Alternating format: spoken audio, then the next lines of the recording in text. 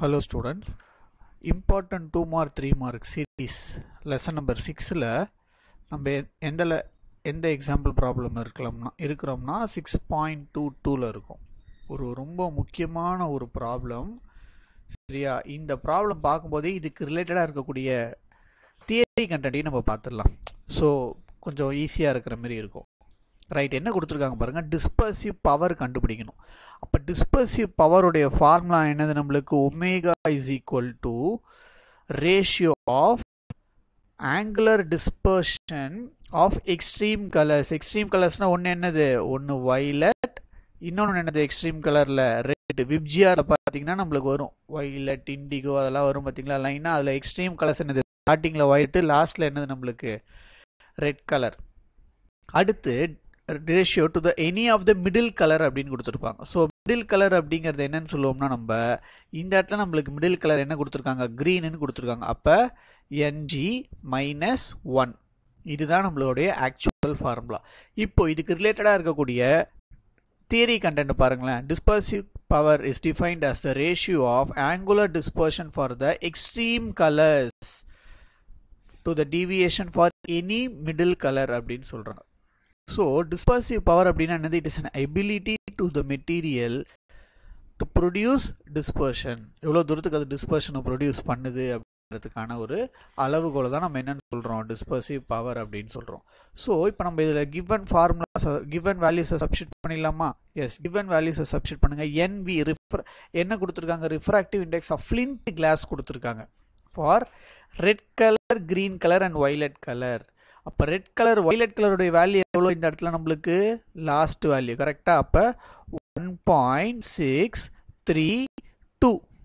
ஓகேவா? Minus red கலருடைய value எவ்வளோ? ஃபஸ்ட்டு 1.613 டிவைடட் பை கிரீன் கலருடைய என்ன வேல்யூ கொடுத்து வேல்யூ எவ்வளோ கொடுத்துருக்காங்கன்னா 1.620 minus 1 which is given in the formula. So இப்போ இதையும் நம்ம அடுத்து அப்படியே சால்வ் பண்ணோம்னா இது ரெண்டு மைனஸ் பண்ணால் என்ன கிடைக்கும்? கீழே என்ன கிடைக்கும் நம்மளுக்கு? 0.620 அப்படின்னு கிடைக்கும். கரெக்டாக? 0.620 என்ன கிடைக்கும்? டினாமினேட்டரில் கிடைக்கும். என்ன கிடைக்கும்? 0.019 கிடைக்கும். கரெக்ட். ஸோ இப்போ இதை இன்னமும் நம்ம ஃபர்தராக சால்வ் பண்ணும்போது, சரியா, இதை இன்னும் நம்ம ஃபர்தராக சால்வ் பண்ணும்போது நம்மளுக்கு final answer omega, that is angular dispersive power நம்மளுக்கு எவ்வளோ கிடைக்கும்னு பார்த்தீங்கன்னா 0.0306 கிடைக்கும். இது ரெண்டுத்தையும் டிவைட் பண்ணிங்கன்னா உங்களுக்கு இந்த ஆன்சர் தான் கிடைக்கும். கரெக்டாக? ஸோ இந்த டிவிஷன்லாம் நம்ம பண்ணி உங்களுக்கு டிவிஷன்லாம் பண்ணி காமிச்சிட்டு இருந்தோம்னா நமக்கு ரொம்ப டைம் எடுக்கும், வீடியோடைய லெங்க் ரொம்ப பெருசாக போகும். ஸோ அதனால் என்ன பண்ணுங்கள், நீங்கள் தான் இதை டிவைட் பண்ணி பார்க்கணும். ரைட், இப்போது இந்த இடத்துக்கு வருவோம். நம்ம இந்த பேராகிராஃபுக்கு என்ன கொடுத்துருக்காங்க பாருங்கள். இந்த டிஸ்பர்சிவ் பவர் இருக்குல்ல, it is a dimensionless and unitless. அதனால தான் நம்ம இந்த இடத்துல என்ன, மேலேயும் யூனிட் கிடையாது, கீழேயும் யூனிட் கிடையாது. கரெக்டாக? ரிஃப்ராக்டிவ் இண்டெக்ஸ்க்கே யூனிட் இல்லை.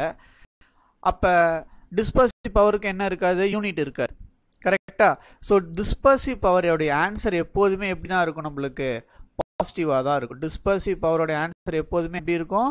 பாசிட்டிவாக தான் இருக்கும். அதை நம்ம மைண்டில் கிராஸ் செக் பண்ணிக்கலாம். சப்போஸ் நீங்கள் எங்கேயாவது இந்த இடத்துல வேல்யூ தப்பாக போட்டு ஆன்சர் நெகட்டிவில் வந்துச்சுன்னா நீங்கள் பண்ணியிருக்க மெத்தடு தப்புன்னு இருக்கும்.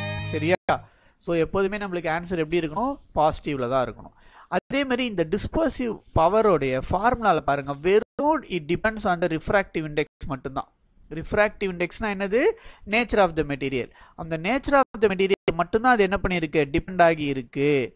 ஓகேவா? It is independent of the angle of the prism. Angle of the prism பொறுத்து கிடையாது.